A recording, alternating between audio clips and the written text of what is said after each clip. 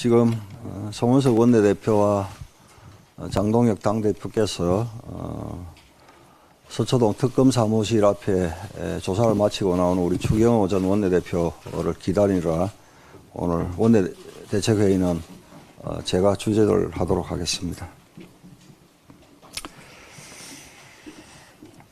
한미 간 관세 협상에 대해 이재명 정권이 또 샴페인부터 터뜨리고 자화자찬을 시작했습니다. 그런데 지난 8월에도 합의문이 필요 없을 정도의 잘된 협상이라고 했는데 알고 보니 실패한 협상이었습니다.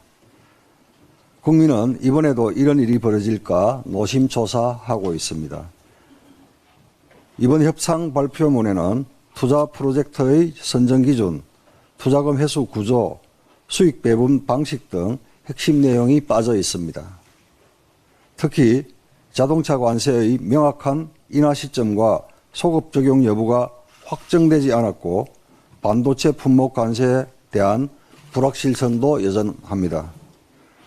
정부는 반도체 관세는 대만보다 불리하지 않게 합의됐다고 발표했지만 불과 하루 만에 러터닉 미 상무장관이 반도체 관세는 한미 합의에 포함되지 않는다고 밝혔습니다. 도대체 누구 말이 맞습니까?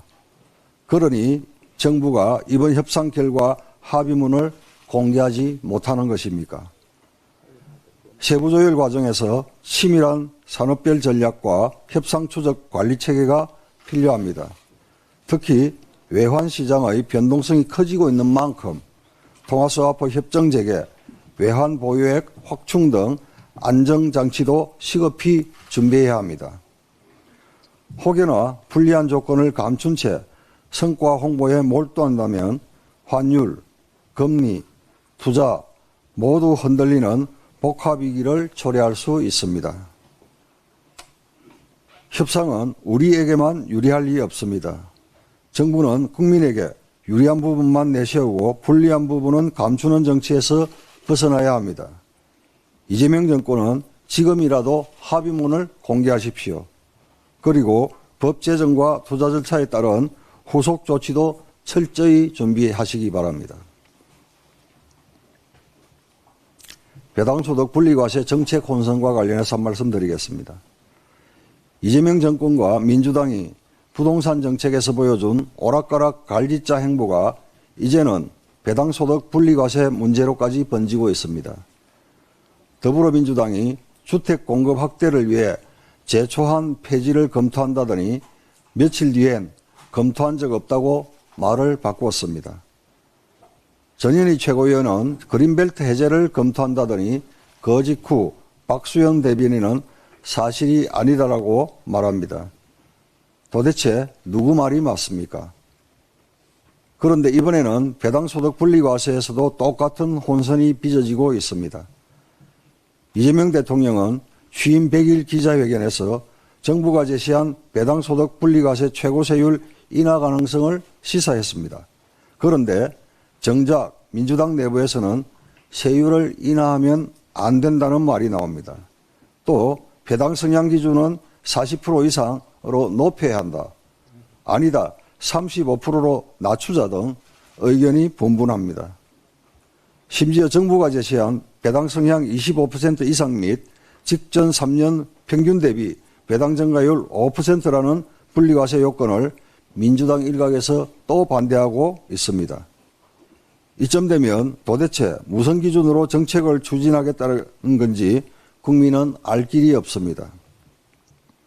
이렇게 하루가 멀다 하고 정부와 여당인 민주당의 말들이 오락가락하니 국민들은 이재명 정권의 정책을 믿지 못하는 것입니다.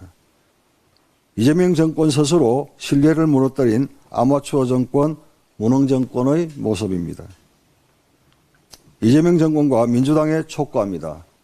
코스피 5천을 말로만 외칠 게 아니라 실질적으로 주주가 혜택을 체감할 수 있는 제도를 만드십시오. 배당소득 분리과세는 주주 입장, 투자자 관점에서 설계되어야 합니다. 이미 국민의힘은 배당소득 2천만 원까지는 세율을 9%로 낮추고 최고세율 역시 25%까지 인하는 분리과세 실질적 대안을 제시했습니다. 이재명 정권은 더 이상 혼선과 변명으로 시간을 낭비하지 말고 국민의힘의 실질적 대안을 수용하십시오. 가을 장마 피해 대책과 관련하여 한 말씀 드리겠습니다.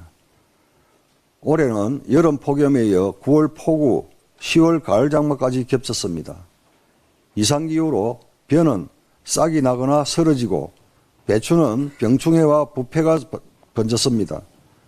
논콩, 사과, 마늘 등 각종 농작물도 썩거나 곰팡이가 생겨 농민들은 수확의 계절이 아니라 실현의 계절을 겪고 있습니다.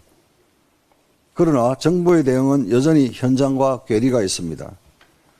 농민들은 생존의 위기에 놓여 있는데 이재명 정권은 피해 규모가 미미하다, 현재 조사 중이다 라는 무책임한 말만 되풀이하고 있습니다.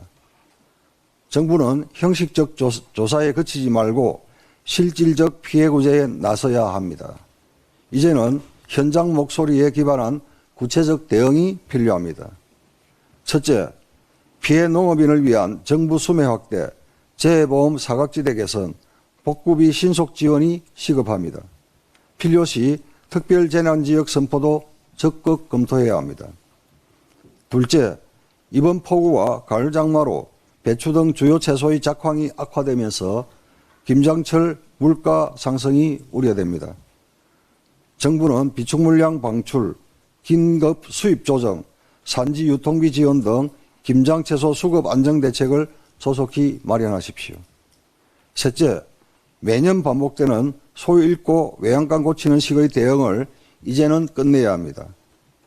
기후변화에 대응한 내재 해성, 품종 개발, 지역별 기후, 토양 분석을 통한 맞춤형 재배지도 구축, AI 기반 재해 예측체계 확립 등 근본적 정책 개선이 필요합니다. 이번 가을 장마 피해는 전국적으로 확산되고 있습니다.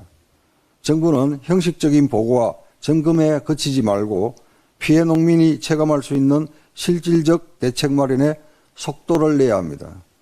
기후위기에 맞서는 탄탄한 농업 정책이야말로 우리 농업 경쟁력을 지키는 일임을 명심하시기 바랍니다.